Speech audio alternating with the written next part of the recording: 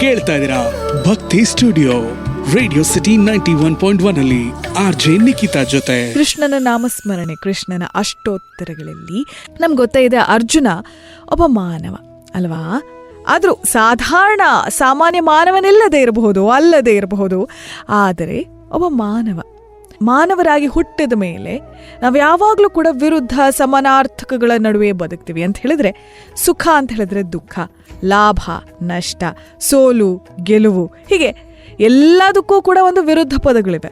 ಮತ್ತೆ ಸಾಧಾರಣವಾಗಿ ಈ ಸಮಾನಾರ್ಥ ವಿರುದ್ಧಗಳಲ್ಲಿ ಅಂತ ಹೇಳಿದ್ರೆ ಈ ಪದಗಳಲ್ಲಿ ನಾವು ಯಾವುದಕ್ಕೆ ಕಷ್ಟಪಡ್ತೀವಿ, ಯಾವಾಗಲೂ ಕೂಡ ಒಂದು ವಿಚಾರದ ಕಡೆ ವಾಲ್ತೀವಿ. ಉದಾಹರಣೆಗೆ ಸುಖ ದುಃಖ ಅಂತಿದ್ರೆ ನಾವು ಬದುಕಿನಲ್ಲಿ ಸುಖವನ್ನು ಮಾತ್ರ ಅಪೇಕ್ಷಿಸ್ತೀವಿ ಅಲ್ವಾ. ಎಲ್ಲರೂ ಸುಖವಾಗಿರಬೇಕು ಅಂತ ಹೇಳ್ತೀವಿ, ದುಃಖವನ್ನು ಒಪ್ಕೊಳ್ಳೋದಕ್ಕೆ ನಾವು ತಯಾರಿರೋದಿಲ್ಲ ಅಲ್ವಾ. ಹಾಗಾಗಿ ಈ ಪದಗಳಲ್ಲಿ, ಈ ವಿರುದ್ಧ ಪದಗಳಲ್ಲಿ ನಾವೇನು ಮಾಡ್ತೀವಿ, ಒಂದು ಕಡೆ ಮಾತ್ರ ನಾವು ಗಮನವನ್ನು ನೀಡ್ತೀವಿ. ಸುಖ, ಯಶಸ್ಸು, ಲಾಭ ಇದೇ ನಮಗೆ ಇದನ್ನೇ ಸಾಧಿಸುವ ಕಡೆ ನಮ್ಮ ಪ್ರಯಾಣ ನಡೀತಾ ಇರುತ್ತೆ. ಆದರೆ ಈ ಎರಡೂ ಬದಿಗಳು ಒಂದರಿಂದೊಂದು ಅಷ್ಟೇನು ವಿಭಿನ್ನವಲ್ಲ ಅಂತ ಹೇಳಿ ತಿಳಿಸ್ತಾ ಇದೆ ಭಗವದ್ಗೀತೆಯಲ್ಲಿ ಶ್ರೀಕೃಷ್ಣ ಅರ್ಜುನನಿಗೆ.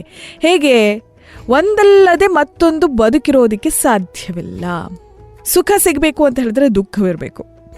ನಾವು ಬದುಕಿನಲ್ಲಿ ದುಃಖವೇ ಇಲ್ಲದೆ ಇದ್ದಿದ್ದರೆ, ಸುಖ ಮಾತ್ರ ಇರೋದಿದ್ರೆ ಬಹುಶಃ ಸುಖದ ಮಹತ್ವ, ಸುಖದ ಬೆಲೆ ನಮಗೆ ಗೊತ್ತಾಗ್ತಾ ಇರಲಿಲ್ಲ. ದುಃಖವನ್ನು ಅನುಭವಿಸಿದ್ದಕ್ಕಾಗಿಯೇ ನಮಗೆ ಸುಖದ ಅರ್ಥ ಗೊತ್ತಾಗ್ತಾ ಇದೆ ಅಲ್ವಾ. ಹೀಗೆ ಸಮಾಧಾನ ಕೊಡುವಂಥದ್ದನ್ನು ನಾವು ಯೋಚಿಸ್ತೀವಿ. ಅದು ಎಲ್ಲೇ ಆಗಿರಲಿ, ನೋವು ನೀಡುವಂಥದ್ದಾಗಿರ್ಬೋದು, ಏನೇ ಕೆಲಸ ಮಾಡಿದ್ರೂ ನಾವು ಯಾವಾಗಲೂ ಸುಖ ಅಥವಾ ಒಳ್ಳೇದಾಗೋದ್ರ ಬಗ್ಗೆ ಮಾತ್ರ ಯೋಚನೆ ಮಾಡ್ತೀವಿ. ಆದರೆ ಇಲ್ಲಿ ಹೇಳ್ತಾ ಇದ್ದಾನೆ ಕೃಷ್ಣ ಅರ್ಜುನನಿಗೆ, ಅವೆರಡೂ ಕೂಡ ಒಂದೇ. ಹೇಳ್ತಾ ಇದ್ದಾನೆ, ಒಂದಕ್ಕೊಂದು ಬಿಟ್ಟಿರೋದಿಲ್ಲ. ಕೆಟ್ಟದ್ದನ್ನು, ವಿರುದ್ಧ ಪದ ನಮಗೆ ಬೇಡದೇ ಇರೋದನ್ನ ತಡೆಯೋದಕ್ಕಾಗೋದಿಲ್ಲ, ಆಗುವಂಥದ್ದನ್ನು ತಡೆಯೋದಕ್ಕಾಗೋದಿಲ್ಲ.